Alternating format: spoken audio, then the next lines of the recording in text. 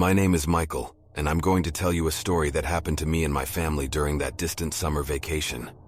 We decided to embark on a long trip and find a cozy hotel where we could take a break from the hustle and bustle of the city.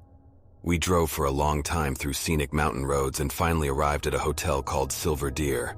It looked very inviting and welcoming, and its location on the edge of the forest created a cozy atmosphere.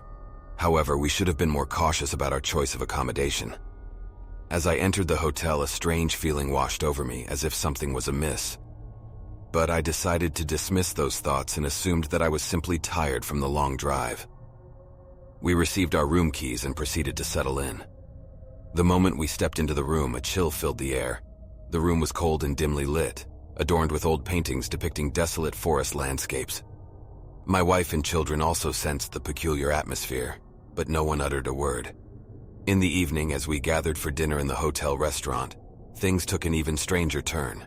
The place was deserted, and the waitstaff moved silently, as if devoid of souls. The menu was limited, and the food was unappetizing.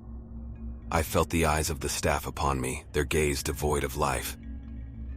When we returned to our room after dinner, we heard peculiar rustling and footsteps in the hallway.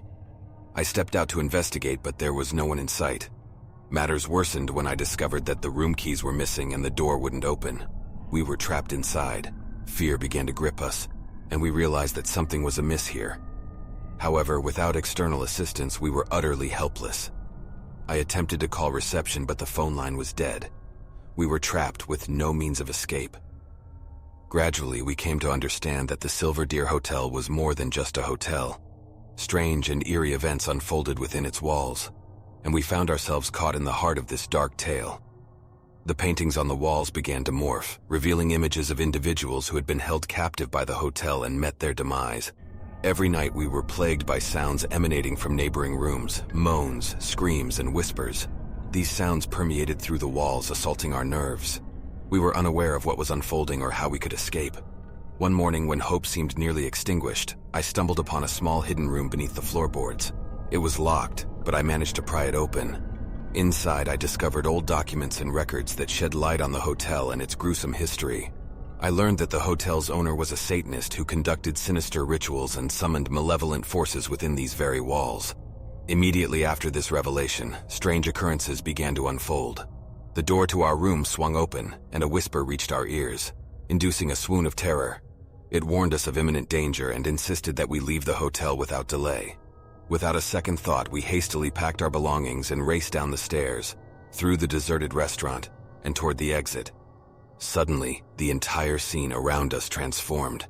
The staircase seemed never-ending, the restaurant morphed into a labyrinth, and the exit door vanished. We were ensnared within this abyssal realm, condemned to wander aimlessly through its maddening corridors. I felt that the dark forces within the hotel sought our demise, yearning to claim our souls. We tried various routes, fervently hoping to find an escape, only to encounter dead ends time and again. The labyrinth overwhelmed our hopes and instilled panic. We ran, cried, and screamed, but nothing changed. The somber walls of the hotel absorbed our pleas and reflected our despair. Eventually, we found ourselves in a hall cloaked in impenetrable darkness. Ghostly apparitions of the hotel's past victims floated around us, emitting horrifying noises. We understood that this was the climax of our tale, the point of no return.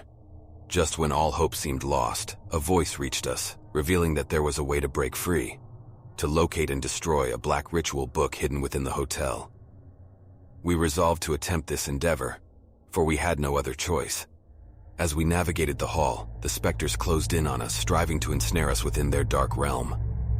Finally, we discovered the room containing the book. It lay covered in dust, exuding a foreboding aura. My heart pounded with fear as I approached it and set it ablaze with the flame of a candle. The book caught fire, releasing thick black smoke, and the entire hotel trembled. The apparitions vanished and the gloomy walls crumbled. We managed to escape through the shattered entrance, rushing outside to embrace the fresh air and sunlight, as if awakening from a nightmare. We sat on the ground, attempting to comprehend what had just unfolded, recounting the harrowing events to one another. Our lives would never be the same. We had endured a nightmare that should never be forgotten. The Silver Deer and its sinister history will forever linger in our minds. We survived, but our souls remained forever scarred. We learned that there are places where light and darkness intertwine, where evil seeps into the deepest recesses of the human soul. And we must never forget that even the most alluring and picturesque place can conceal dark secrets capable of shattering lives.